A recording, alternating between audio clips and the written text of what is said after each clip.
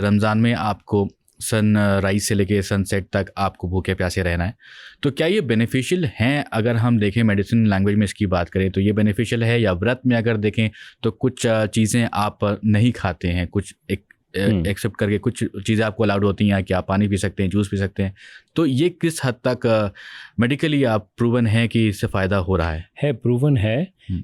Specially it comes under the category of intermittent fasting. Basically आप fast ही कर रहे हो। फास्टिंग स्टेट में क्या होता है कि हमारे जो कॉर्टिसोल लेवल्स हैं वो काफ़ी बैलेंस्ड रहता है, मतलब अचानक स्पाइक वगैरह वो नहीं देखने को मिलता है।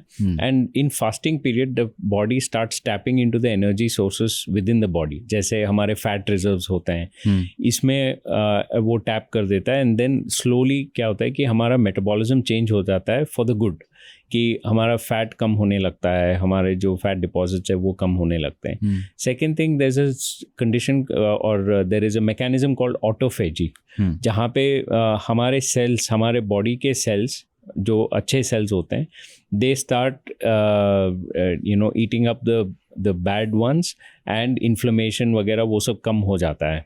It's called autophagy state.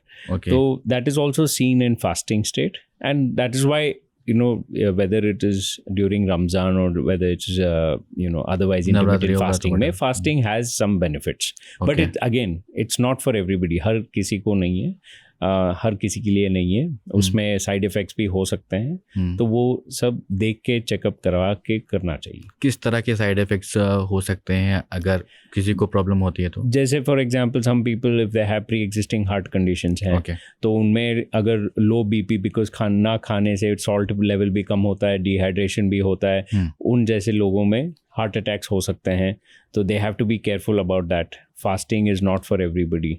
That is just one example. कुछ लोगों में अगर डायबिटीज़ हैं एंड इफ़ दे फास्ट, उनका शुगर लेवल काफ़ी हद तक नीचे जा सकता है। अगर वो डायबिटिक मेडिकेशंस पे हैं तो वो diabetic medications can actually cause hypoglycaemia, जहाँ पे शुगर लेवल एब्सोल्युटली क्रैश कर जाता है। उस कंडीशंस में पेशेंट्स कोमा में भी जा सकते हैं। तो they have to be very careful.